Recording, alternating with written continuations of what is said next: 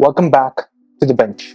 WWDC just wrapped up, and everything Apple announced with iOS 27, iPadOS 27, macOS Golden Gate proved exactly what we talked about in yesterday's video. Apple just fundamentally changed the way iOS works, and they finally admitted massive truths. Two of them.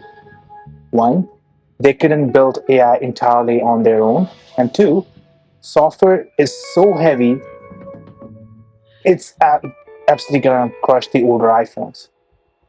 Let's get into the logic of iOS 27 on the bench.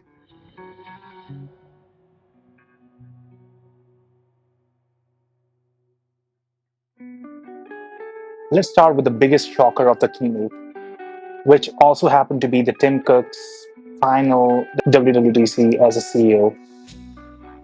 A few days ago, we tore into Pixel 9 Pro ecosystem and how Google was locking Gemini features behind their own hardware. And at WWDC, Apple introduced the completely revamped Siri AI, which moves directly into dynamic island of iOS 27 and fundamentally changes how text, voice, and context operates across every single screen you own.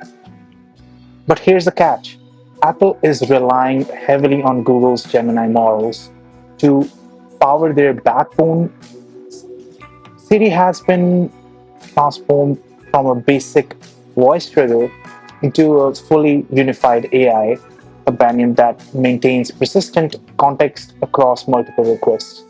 Whether you are interacting with it on your wrist via watchOS 27 or navigating a canvas on iPad 27 or anchoring into spatial windows inside visionOS 27.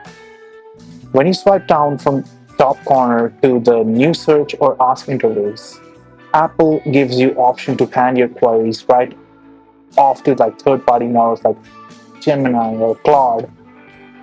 Think about the logic here. Apple spent years pitching total in-house on-device privacy. Now they are integrating Google's cloud infrastructure directly into the core of their operating systems.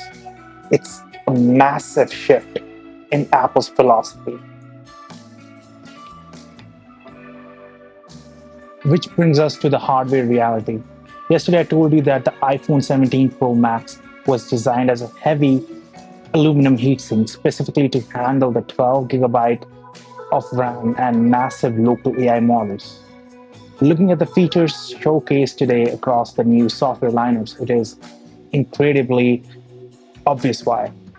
Between Siri reading active screen context to drafting emails, the new Liquid Class UI slider that adjusts system elements from Ultra Clear to Tinted Class, the Photos app executing heavy spatial reframing and generating background expansions that the competition demands are massive.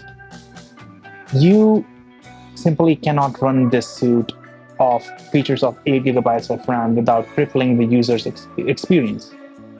Apple is pitching macOS Golden Gate, the iOS 27, as the stability update, but the stability only exists if you have the hardware overhead. If you're on an older iPhone or older iPad or previous gen Apple Watch trying to push watchOS 27, these local features are either going to be disabled entirely or they are going to throttle your battery into dirt. Even the tvOS 27 and a visionOS 27 are feeling the weight of the constant system-wide background agents. Apple also brought natural language prompts to the Shortcuts app to finally make automation accessible and introduced AI-driven tab optimization in Safari and deployed new layer of child safety features to scan, protect local data processing paths across all platforms.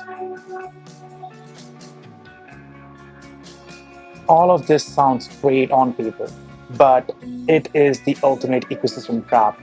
By syncing your entire Siri conversational history, local data processing, and AI generation across iOS 27, iPadOS 27, macOS Golden Gate, watchOS 27, and visionOS 27, Apple is making it functionally impossible to leave. The wall just got 10 feet higher. Looking at what Apple actually delivered, the reality is clear. The days of optimization over specs are dead. You are going to need 12 gigabyte of RAM of iPhone 17 Pro Max, and you are going to be relying on Google's AI models, even if there's an Apple logo in the back of the phone. Drop a comment below. Are you okay with Google Gemini essentially powering the new Siri AI across all your devices, or does that defeat the purpose of buying into Apple ecosystem?